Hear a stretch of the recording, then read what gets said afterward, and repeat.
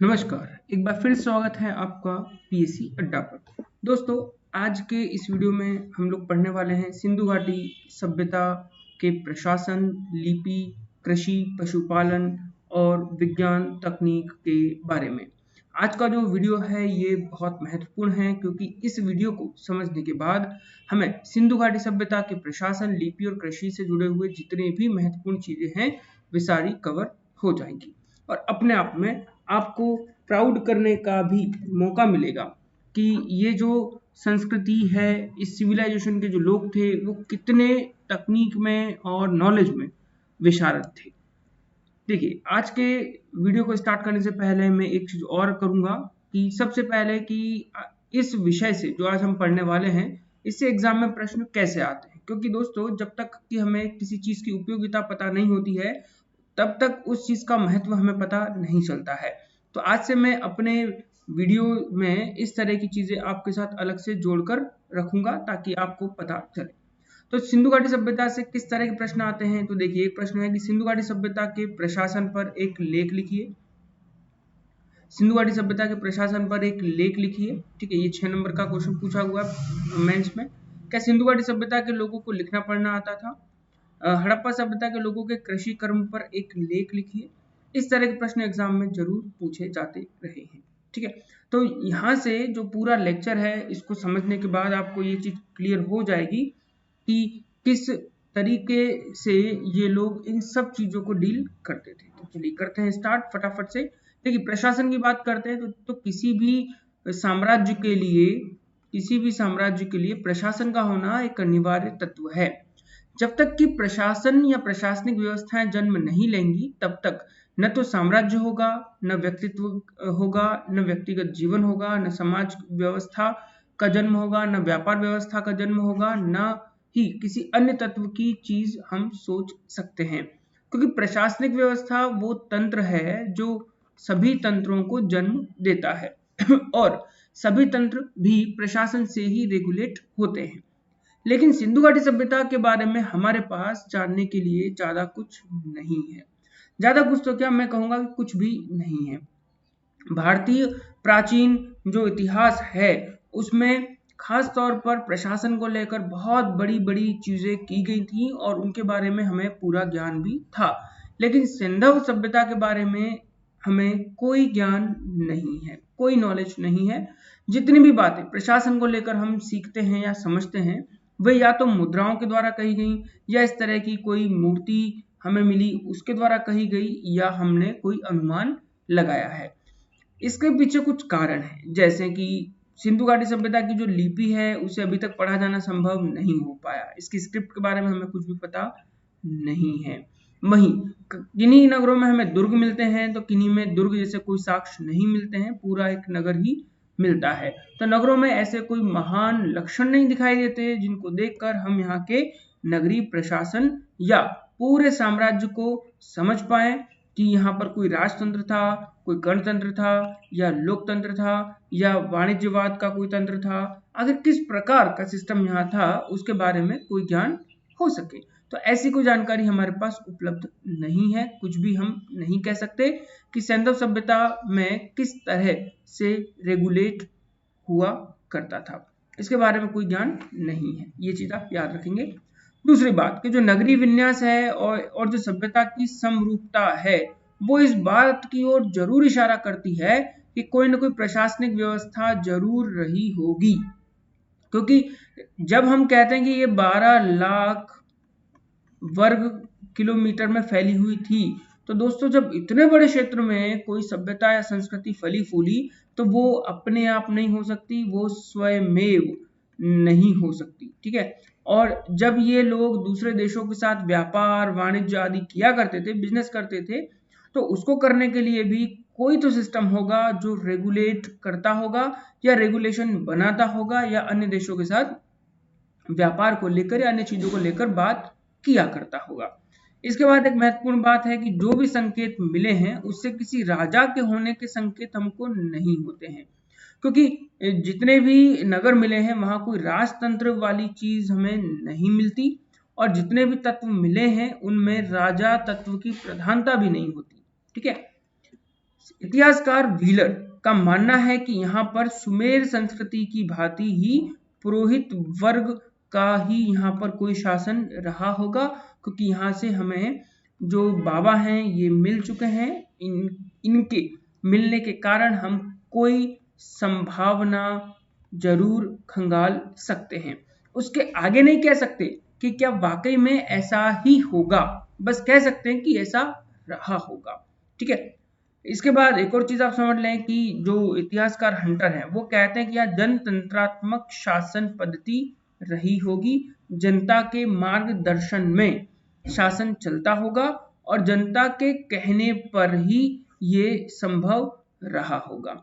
अच्छा, एक चीज और आप यहाँ समझें कि क्या किसी प्रशासन के ना होने की स्थिति में सैंधव सभ्यता के इतने फलने फूलने की कोई स्थिति हम सोच सकते हैं?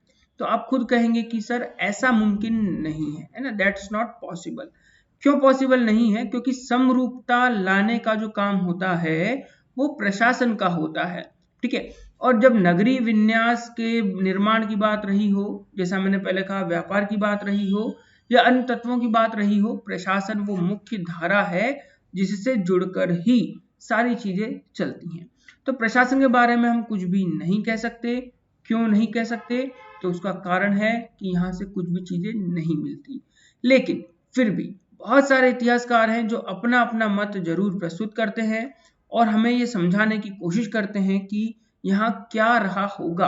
क्योंकि हम अब देखिए, कल्पना तो हम कर सकते हैं, है ना, कल्पना पर किसी की रोक तो है नहीं, कोई हमें रोक नहीं सकता कि नहीं आप ऐसा मत सोचो। संभावना है कि वो कल्पना हमारी सच भी हो जाए। ठीक है, तो मैके महोदय हैं वो कहते हैं कि यहाँ पर एक तरह का प्रतिनिध्यात्मक सरकार की कल्पना रही होगी। ऐसा कुछ रहा होगा कि प्रतिनिधि बनते होंगे, कुछ लोगों का गण हुआ होगा और वे गण लोग मिलकर आपस में अपने एक शासक को समय समय के लिए चुन लिया करते होंगे और उसके बाद जब एक अपदस्थ होता होगा तो उन्हीं में से दूसरा फिर से बन जाता होगा।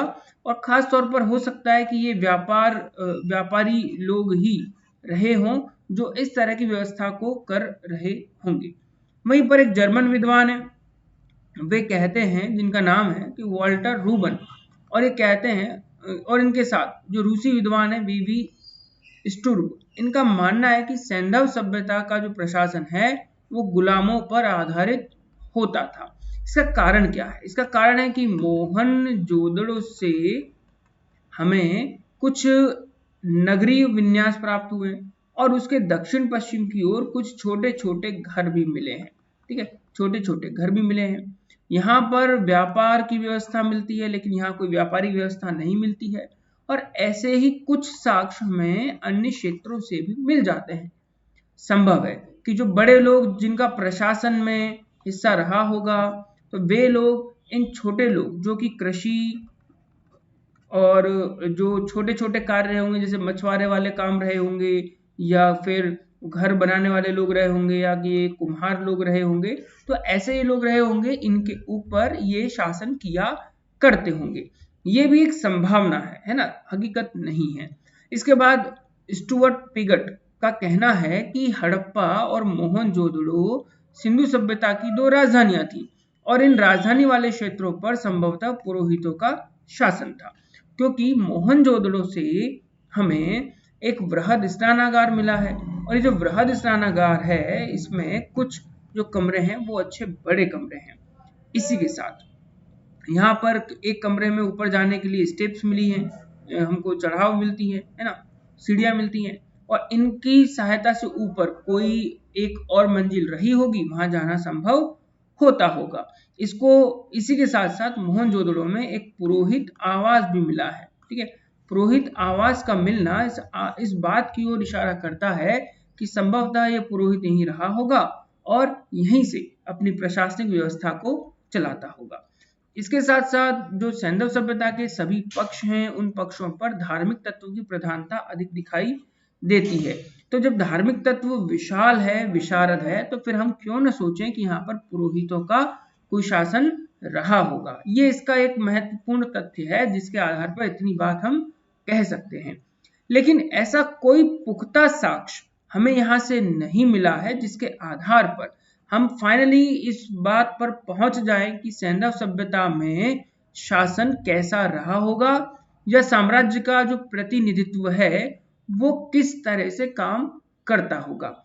हालांकि इसी समय में जो सुमेरियन सभ्यता है, जो मेसोपोटामिया की सभ्यता है, इस सभ्यता में हमें कुछ राजनैतिक तत्व जरूर मिलते हैं। कुछ शासकों का शासन होने लगा था, लेकिन स्पष्ट रूप पर ऐसा ही यहाँ हुआ होगा इसका उल्लेख हम नहीं कर सकते और इस पर हम सहमत भी नहीं हो सकते।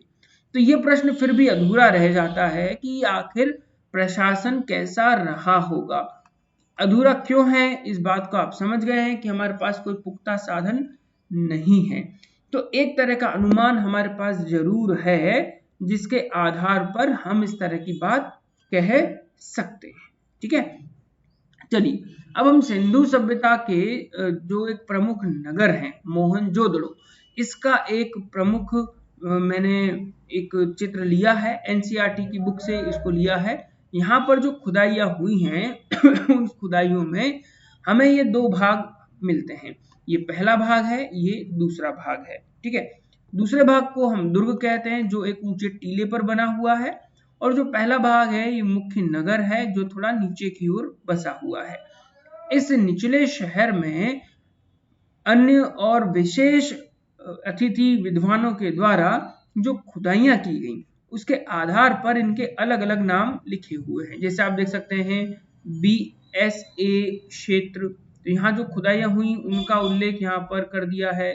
फिर BSB क्षेत्र, ठीक है तो वही BSA क्षेत्र है, ये BSB क्षेत्र है। यहाँ HRB क्षेत्र है, ये GFD क्षेत्र है जहां पर ये खुदाइयाँ की गई। फिर ये है HRA क्षेत्र। ठीक है, तो ये जितने भी क्षेत्र हैं ये उन पुराविद जो इतिहासकार रहे हैं, ठीक है, उनके नामों के आधार पर ये नाम रखे गए हैं। ये जैसे माइनियर क्षेत्र है, DKA क्षेत्र है, DKC क्षेत्र है, और इन विभिन्न इलाकों में समय समय पर विद्वानों के द्वारा खोज की गई है। यहाँ से जो भी साधन और संसाधन मिले हैं वो सब यहाँ पर महत्वपूर्ण हो जाते हैं। यहाँ पर ये दुर्गी क्षेत्र है जिसकी खुदाई अन्य विद्वानों ने समय समय पर की है और बहुत सारी चीजें हमको यहाँ से हासिल होती हैं। तो दोस्तों जब हम इस तरह की चीज को देखते हैं तो हम ये मानते हैं कि यहाँ पर ऊपर की तरफ तो पुरोहित जो है वो रहता होगा और निचले इलाकों में जो सामान्य नागरिक हैं वो रहते होंगे। इस तरह की बात हम यहाँ पर इस मैप को देखकर कह सकते हैं। हालांकि मैप को देखकर ये भी फाइनली हम नहीं कह सकते कि यहाँ पर किसका शासन और कैसे रहा होगा, उसकी चर्चा नहीं कर सकते। अब यहाँ पर हम देख सकते हैं ये दुर्ग का मैप, थोड़ा सा मैंने इसको थोड़ा ब्राइट किया है, तो यहाँ पर आप देख पाएंगे कि ये पुरास्थल 2 है। ठीक है, यहाँ पर एक खंबा मिलता है, इसके बाद ये विशाल स्नानागार है। अगर आपको अपनी स्क्रीन पर न दिख रहा हो तो आप थोड़ा सा रिजोल्यूशन जो है उसे बढ़ा लें। दूसरी चीज कि इसको लैंडस्केप कर ले आपके मोबाइल को तो अच्छे से दिखने लगेगा। इसके बाद यहाँ पर आप देखेंगे कि व्हीलर द्वारा खोदी गई गहरी खाई है, इसको व्हीलर द्वारा खोदी गई है, बहुत गहरी खाई है। ठीक है, इसके बाद ये सीढ़ियां मिलती हैं एक घर के अंदर। ठीक है, इसके बाद यहाँ पर आपको ये संरक्षित दीवार मिलेगी। ठीक है, जो कि एक बहुत बड़ी दीवार है, इसको अभी रखा है। ये खंभों वाला हॉल ये रहा है ना, ये और ये वाला जो क्षेत्र है ये खंभों वाला पूरा क्षेत्र है, ये ACC क्षेत्र है, और यहाँ पर भी संरक्षित दीवार है जो कि इस भवन को एक मुख्य आधार प्रदान करती है। यहीं पर मार्शल के द्वारा खोदी गई गहरी खाई है जिसमें ये देखा गया कि ये इलाका कितना पुराना है ना, कितना पुराना है, इसको यहाँ पर दिखा गया। इसके बाद ये संरक्षित पूर्वी दीवार है यहाँ पर। इसके बाद ये देवी मार्ग है, विशाल आंगन है, यहाँ पर ये महाविद्यालय नुमा एक इमारत है। ठीक है, तो ऐसी कई सारी इमारतें यहाँ पर हमको मिल जाती हैं। ये जॉनसन द्वारा खोदा हुआ कुआं है। इन सभी बातों को मैं ऑलरेडी अपने जो लास्ट वीडियो था उसमें इमेजेस के माध्यम से आपको मैं सब कुछ दिखा चुका हूँ। तो जब इतनी सारी चीजें हमको इतने विविध आयाम में मिल जाती है, लेकिन एक चीज नहीं मिलती, वो है राज आवास। क्या नहीं मिलता? तो राज आवास नहीं मिलता। तो फिर हम गणतंत्री व्यवस्था या पुरोहित वाली जो व्यवस्था है उस पर ज्यादा अच्छे से सोच सकते हैं। फिर भी क्वेश्चन निकलता है कि इतना बड़ा राज्य और वो भी बिना किसी राजा के कैसे चलता होगा सब। तो इस सब को चलाने के लिए संभवतः सैंधव लोगों ने अपनी कोई व्यवस्था बनाई होगी जिस पर हमें कोई ज्ञान नहीं है, स्पष्ट तौर पर कोई ज्ञान नहीं है। चलिए अब दूसरा टॉपिक आता है हमारा लिपि, कि सैंधव सभ्यता के लोगों को क्या लिखना पढ़ना आता था। तो मैं कहूंगा कि हाँ, लिखना पढ़ना आता था, यहाँ लिपि प्रचलित थी, लेकिन हम ही नहीं पढ़ सके हैं अभी तक। पहली बार जो लिपि के साक्ष्य हैं वो 1853 में हमको सैंधव लिपि के रूप में मिलते हैं। लिपि मतलब क्या है, तो देखिए दो चीजें होती हैं, एक होती है भाषा और दूसरा होती है लिपि। ठीक है, भाषा वह अभिव्यक्ति है जिसे मुंह से बोलकर ध्वनि के माध्यम से किया जाता है, यानी ध्वनि की प्रधानता होती है भाषा के अंदर। वही जो लिपि होती है उसमें ध्वनि न होकर कुछ चित्र होते हैं। ठीक है, या मैं कह सकता हूं कि ये चित्रात्मक अभिव्यक्ति होती है जिसको देखकर उस भाव को समझ लिया जाता है जो भाषा के रूप में ही कहा जाता है। उदाहरण के लिए अगर मैं कहूँ अ तो अ आप समझ जाओगे, मैं कहूंगा ए तो आप समझ जाएंगे, मैं कहूंगा आ तो समझ जाओगे, मैं कहूंगा राम तब भी आप समझ जाओगे। मैं राम कह रहा हूं तो राम ध्वनि है जो मेरे मुख विवर से निकल रही है। वहीं जो राम है ये मैंने जो लिखा हुआ है ये चित्रात्मक अभिव्यक्ति है जिसको समझकर आप उस ध्वनि को आराम से कह सकते हैं। बहुत सारी भाषाएं ऐसी भी होंगी जिनमें हमें इन चित्रात्मक अभिव्यक्ति के बारे में कोई ज्ञान नहीं होगा, जैसा कि सैंधव सभ्यता में है। सपोज कि यहाँ पर कुछ ऐसा लिख दिया जाए डबल क्रॉस लगाकर, तो ये भी किसी लिपि के साक्ष्य हो सकते हैं जिसका कोई अर्थ निकलता होगा, लेकिन हम उसको समझ नहीं सकते क्योंकि हमें नहीं पता। ठीक है, तो ऐसी बहुत सारी बातें हैं जो सैंधव सभ्यता के बारे में है जिसके बारे में कोई ज्ञान हमें नहीं है। 1923 में यहाँ से लिपि यहाँ यह इस लिपि का जो संपूर्ण रूप है वो प्रकाश में आता है, जिसे हम चित्रात्मक अक्षर के रूप में कहते हैं। जैसा कि मैंने अभी आपको यहाँ पर समझाया कि हमें समझ में नहीं आता कि ये क्या लिखा हुआ है तो हम इसको कहेंगे चित्रात्मक अक्षर। और इस पूरे चित्रात्मक लिपि को बाउस्ट्रोफेडम है ना, बाउस्ट्रोफेडम के रूप में जानते हैं। ठीक है, ये बात आप समझ लें, ये उस चीज को कहते हैं जिसके बारे में हमें कोई ज्ञान नहीं हो, उस लिपि को बाउस्ट्रोफेडम कहा जाता है। इसके बाद इस लिपि में लगभग 64 मूल चिन्ह हैं, 64 मूल चिन्ह हैं और करीबन 250 से लेकर 400 तक के अक्षर हैं जो सेल खड़ी की आयताकार मोहरों एवं तांबे की गुटिकाओं आदि पर मिलते हैं। हमने पहले बहुत सारी इमेजेस देखी हैं, उनमें आपने एक श्रृंगी वाला पशु जो है वो देखा था। ठीक है, एक श्रृंगी वाला पशु देखा, उस पशु के यहाँ पर कुछ चित्रात्मक अभिव्यक्ति की हुई है जिनको समझना हमारे लिए अभी बिल्कुल नामुमकिन सी बात है। कुछ ऐसी चीजें वहां पर दिख जाती हैं, जैसे इस तरह की लिपि हमको वहां पर दिखती है, तो ये हमें नहीं पता कि ये क्या है। ये जो मुद्रा सी बनी हुई है ये सेल खड़ी पर बनाई हुई है। सेल खड़ी एक तरह का कच्चा पत्थर होता है। ये जो लिपि है इसको दाएं से बाएं की ओर और पुनः बाएं से दाईं ओर लिखा जाता था। मतलब कि आप समझें कि यहाँ से यहाँ चलेंगे, फिर यहाँ से यहाँ चलेंगे, फिर यहाँ से यहाँ चलेंगे, फिर यहाँ से यहाँ चलेंगे।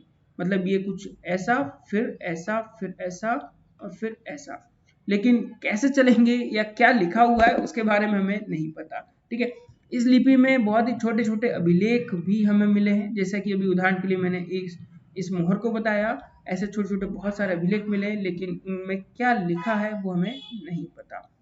इस लिपि में जो प्राप्त सबसे बड़ा लेख है उसमें लगभग 17 चिन्ह थे, है ना, 17 सिंबल्स थे। पर वही चीज है कि सिंबल्स क्या कहते हैं वो हमें नहीं मालूम, है ना। मैं साफ तौर पर कहता हूँ नहीं मालूम, लेकिन ये जो 6 महत्वपूर्ण पॉइंट है ये आपको पता होना चाहिए, क्योंकि ये आपकी एग्जाम में जो 5 नंबर या 6 नंबर में जो क्वेश्चन आएगा उसके हिसाब से मोस्ट इंपॉर्टेंट है। इतना भी आप लिख के आओगे आपका काम हो जाएगा। अब देखिए लिपि में क्या था, तो उसके चिन्ह यहाँ पर आप देख लीजिए। ये कुछ उल्टे तीर के निशान यहाँ पर आपको दिखेंगे, लेकिन दोनों में थोड़ा सा यहाँ पर आपको फर्क दिखेगा। कुछ चिन्ह इस तरह के हैं, कुछ ही इस तरह के, जैसे हम लोग सीढ़ी के लिए यूज करते हैं बैठक सीढ़ी, वैसा ये तराजूनुमा है, ये उल्टा वी आकार का है, ये कोई पौधे के आकार का है, इसको हम समझते हैं स्वास्तिक के रूप में। ये कुछ उंगली के चिन्ह, ये यू आकार के, ये उल्टे ए आकार के, ठीक है। लेकिन इनका क्या मतलब है हमें नहीं पता, ठीक है, हमें नहीं पता। इन सब चीजों के बारे में जो है सैंधव लोग अच्छे से जानते थे, लेकिन हमें नहीं पता। लेकिन कुल मिलाकर ये भी कह सकते हैं कि क्या इनके बारे में कभी कोई खोज नहीं की गई, तो ये गलत बात है। इनको खोजने के बहुत सारे प्रयास किए गए। इन लिपियों को अन्य भाषाओं के करीबी भी घोषित किया गया, और कई सारे इतिहासकार रहे जिन्होंने अंततः ये भी कहने की कोशिश की कि नहीं, हमने इसको पढ़ लिया है ना। लेकिन फाइनली जब हम कहें कि बहुत अच्छे तरीके में पढ़ा जा चुका है, तो वो नहीं कह सकते। कुछ इतिहासकार हैं जिन्होंने इसे अन्य भारतीय भाषाओं के करीब माना है, तो वो कैसे हैं उसको हम थोड़ा देख लेते हैं। देखिए, लैंगडन और सीजे गेट्स, सिडनी स्मिथ और कृष्ण राव जैसे विद्वान हैं जो कहते हैं कि ये भाषा संस्कृत भाषा के समकक्ष थी, उसे करीब थी। और संस्कृत भाषा के जो प्रारंभ में जिन लिपिबद्ध शब्दों या अक्षरों या चित्रों का प्रयोग किया जाता था, उन्हीं का प्रयोग इस समय भी किया जाने लगा। इसके बाद फादर हारस रहे, इन्होंने द्रविड़ भाषा के करीब इसको माना है, साउथ की।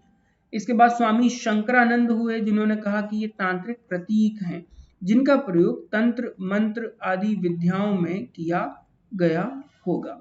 इसके बाद आई महादेवन हुए, जो भी साउथ के एक बहुत बड़े इतिहासकार और कंप्यूटर वैज्ञानिक हुए। इन्होंने इस भाषा को कंप्यूटर भाषा के समकक्ष माना, और इन अक्षरों का क्या मतलब होता है उन्हें जानने के लिए कंप्यूटर का बखूबी प्रयोग भी किया था, ये जानने के लिए कि इसमें क्या लिखा हुआ है। वहीं बिहार के बहुत बड़े अधिकारी हुए जिनका नाम है अरुण पाठक और एन के वर्मा। इन्होंने इस लिपि को सांथल लिपि, जो कि वहाँ की एक भाषा है, वहाँ के आदिवासियों की एक जनजातीय भाषा है, इसको सांथल लिपि के करीब माना कि ये उसके करीब है। हालांकि पढ़ने और उनका क्या मतलब है उसमें अभी भी कुछ नहीं कहा जा सकता। हम अभी भी इस पूरी लिपि को पढ़ने में असफल हैं, साफ तौर पर इस बात को हम स्वीकार करते हैं। चलिए, इसके बाद अगला टॉपिक है विज्ञान एवं तकनीक। सैंधव लोगों का जो साइंस एंड टेक्नोलॉजी का जो नॉलेज है वो किस प्रकार का होता था। तो देखिए, सैंधव लोगों को आप सीधे कह देंगे कि नहीं, इनके पास कोई टेक्नोलॉजी नहीं थी, ये नॉन टेक्निकल थे या ऐसी कोई बात, तो आप बिल्कुल गलत कह रहे हैं। कैसे कि अगर इनके पास टेक्नोलॉजी नहीं थी तो फिर ये मिट्टी के बर्तन कैसे बनाते थे, पहली बात। दूसरी बात, टेक्नोलॉजी नहीं थी तो इतना अच्छा नगरीय जो विन्यास है ये उसे कैसे बनाते थे। अगर इनको नहीं पता था किसी गणितीय या ज्यामितीय संरचना के बारे में, तो फिर सड़कों की जो आकृति है वो ऐसी क्यों होती थी कि 90 डिग्री के एंगल पर काटती थी। इन्हें कैसे पता था कि जो ईंट है उसको हमें 4:1:1 4:2:1 में बनाना है, मतलब 4:2:1 में बनाना है। अगर इनको नहीं पता था तो इन्हें फिर कैसे पता चला कि ईंटों को हमें पकी हुई ईंटों के रूप में बनाना है, ठीक है। या फिर व्यापार के लिए हम नाव का उपयोग कर सकते हैं जिसमें हम चप्पू लगा सकते हैं, ठीक है। तो ये बहुत सारे ऐसे प्रश्न हैं जिनको देखकर, समझकर, जानकर हम खुद ब खुद इनकी साइंस एंड टेक्नोलॉजी के बारे में बताने के काबिल हो सकते हैं कि इन सैंधव लोगों की जो टेक्नोलॉजी है वो बहुत विकसित थी और आधुनिक समय के बराबर ही थी। ये लोग अपने व्यापार में तराजू और बाट का भी बखूबी इस्तेमाल किया करते थे, और इनके तराजू बाट आज भी उतने ही प्रामाणिक हैं जितने कि हमारे प्रामाणिक हैं। तो साइंस एंड टेक्नोलॉजी में ये बहुत आगे थे, समय से कई गुना आगे थे। यानी हम कह सकते हैं कि 4,500 साल पहले भारत में पकी हुई बर्तन, मतलब कि मिट्टी को पकाकर बर्तन बनाना लोग जानते थे, घर बनाना जानते थे, मल्टी स्टोरेज बनाना जानते थे, नगरों का डिजाइन क्या हो उसको जानते थे। तो बहुत सारी चीजें पता थी, तो ये सब साइंस का ही हिस्सा है, ठीक है। यहाँ पर बड़े पैमाने पर हमें जो जो चीजें मिलती हैं उनको देखकर ही हम ये पता कर पाएंगे कि इनका साइंस एंड टेक्नोलॉजी क्या था। जैसे इनको समानांतर फलकों के निर्माण, मतलब इस तरह की आकृतियों का निर्माण करना आता था। इनको मनके बनाना आता था, जो घुंघरू वगैरह होते हैं या मोती जैसी आकृतियां होती हैं जिनका प्रयोग आभूषणों में होता था, ये सब इनको आता था। इन्हें तांबे और कांसे की वस्तुओं को बनाना आता था, तांबा गलाना, ढालना, अन्य तरह के औजारों को बनाना, वो सारी टेक्नोलॉजी इनको आती थी। कांसे का प्रयोग अपने आप में ये बताता है कि इन्हें धातु विज्ञान, ठीक है, धातु विज्ञान का पूरा नॉलेज था, मतलब कि दो धातुओं को कैसे मिलाया जाए और किस तरीके से तीसरी धातु बनाई जाए और उसका क्या डिफरेंट यूज हो सकता है, वो सब इन लोगों को अच्छे से पता था। तो इस आधार पर हम कह सकते हैं कि हाँ, इनको ये चीज मालूम थी। इसके बाद जो मृत भांड है, जो मिट्टी के जो बर्तन बना करते थे, उन मिट्टी के बर्तनों को रंगना, लाल रंग और काले रंग का प्रयोग करके उन्हें रंगना, ये भी इनको पता था और उसके ऊपर ये बहुत सारी अपनी ज्यामितीय संरचनाओं को बनाते थे। इसी के साथ साथ ये फूल बनाते थे और अन्य जो प्राकृतिक आकृतियां हैं, जीव हैं, पशु पक्षी हैं, इन सभी की आकृति बनाया करते थे। मैं सिर्फ इतना कहना चाहूंगा कि आप मार्केट जाइए और मार्केट में जो आप मिट्टी का बर्तन देखोगे और बर्तन के ऊपर जो रंग बिरंगी आकृति बनाई जाएगी, आप ये मत कहिएगा कि वो हमने बनाना शुरू किया है, क्योंकि इसको बनाना सिंधु घाटी लोगों को आता था। मटके की गोलाई, चौड़ाई और अच्छे से अंदर की गहराई, ऊपर से उसकी गोलाई, ये सब चीजें, या मटके का मुंह, सुराही या कुल्हड़, ये सारी चीजें वो आसानी से बना सकते थे। सैंधव सभ्यता के लोगों को कांसा बनाना और धातु की ढलाई का काम आता था, अभी मैं आपको बता चुका हूँ। इसी के साथ साथ इन्हें ग्रह और नक्षत्र और खगोल विज्ञान का भी ज्ञान था, जो वहां से प्राप्त कुछ मोहरों से हमें क्लियर हो जाता है, क्योंकि ज्यामितीय रचनाएं हमें मिली हैं और ज्यामितीय रचनाएं खास तौर पर खगोल विज्ञान से जुड़ी हुई होती हैं। सिंध में जो सुक्कुर और रोहड़ी है ना, सिंध में एक नगर है सुक्कुर और रोहड़ी में पत्थर के उपकरण को बनाने का कारखाना भी हमें मिलता है। ये पत्थर के उपकरण क्या थे, तो इनका उपयोग घरेलू तौर पर होता था, है ना, घरेलू तौर पर होता था। इनका प्रयोग जो है वो आपके व्यापार में होता था, सब्जियों को काटने या जानवरों का शिकार करने, उन चीजों में इनका प्रयोग होता था और इसके लिए बकायदा इन लोगों ने कारखाने लगाए हुए थे। इसके बाद ये लोग तराजू बाट का प्रयोग करना भी जानते थे और इनकी सहायता से ही वस्तुओं को तोला और बेचा जाता था।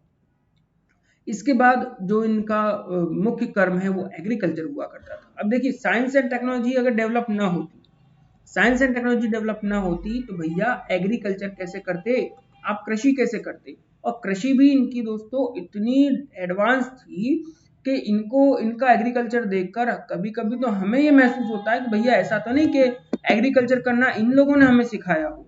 तो ये अपने आप में एक बहुत ही इंपॉर्टेंट फैक्ट बन जाता है इनका साइंस एंड टेक्नोलॉजी को लेकर और एग्रीकल्चर के संदर्भ में भी, कि इन लोगों का जो विकसित क्रम है वो इतना डेवलप था, इतना डेवलप था।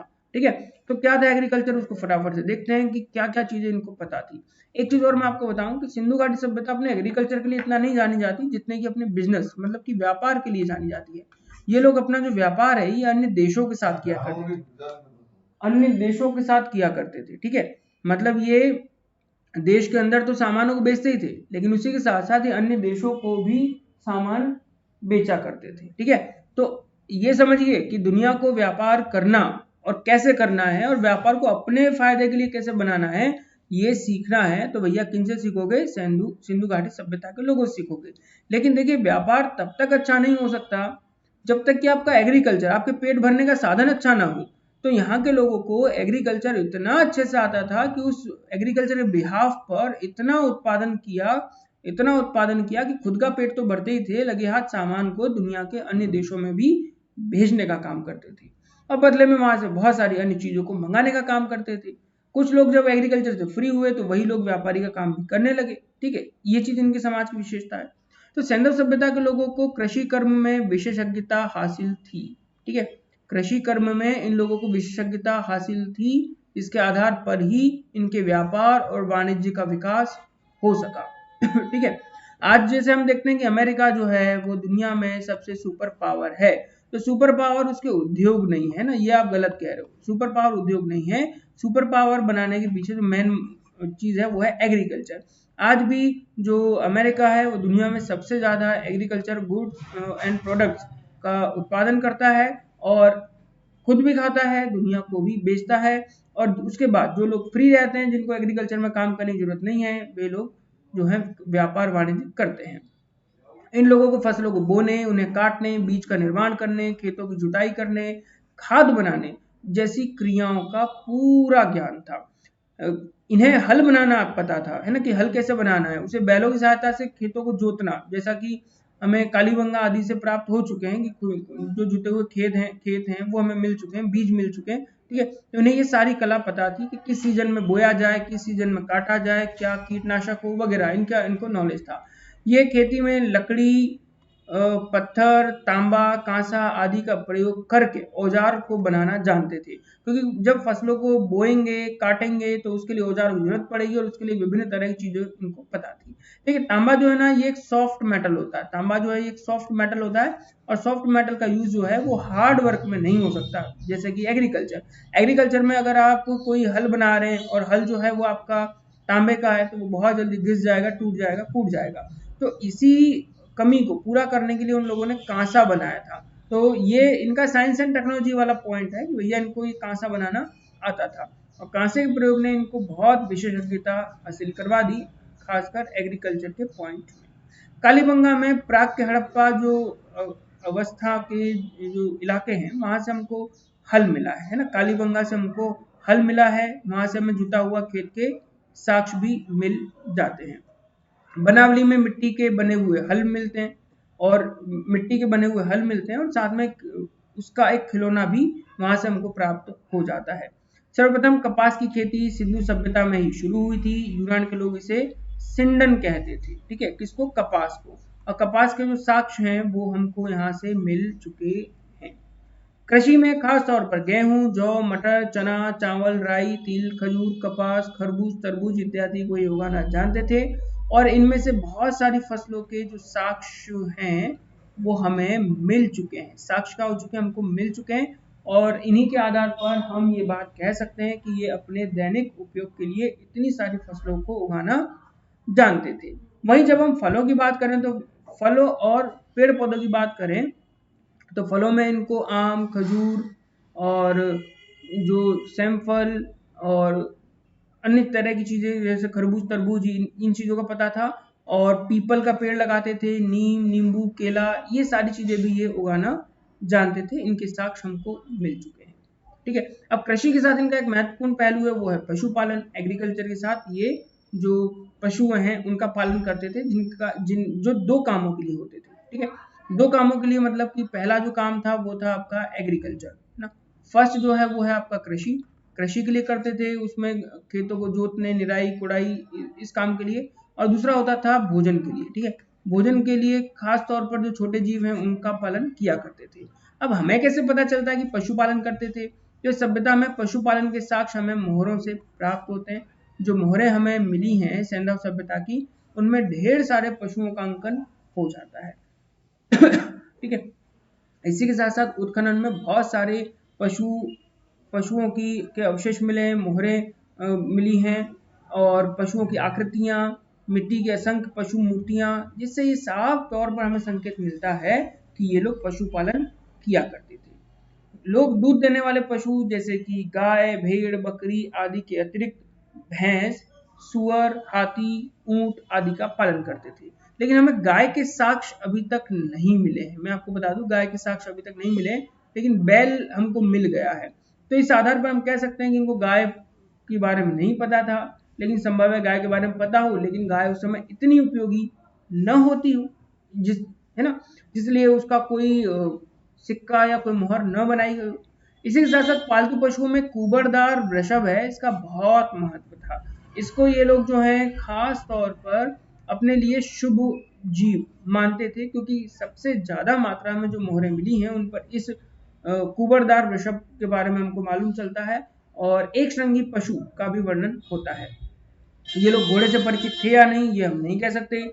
लोथल से एक ऋणमयी मतलब मिट्टी की बनी हुई एक घोड़े की आकृति मिलती है, जिससे लगता है कि हाँ ये लोग घोड़े को जानते थे। लेकिन घोड़े का डोमेस्टिक यूज कितना होता था ये नहीं पता, या ये नहीं करते थे। इसलिए हो सकता है कि घोड़े का जो चित्र है या अन्य चीजें वो हमें हासिल न हुई हो।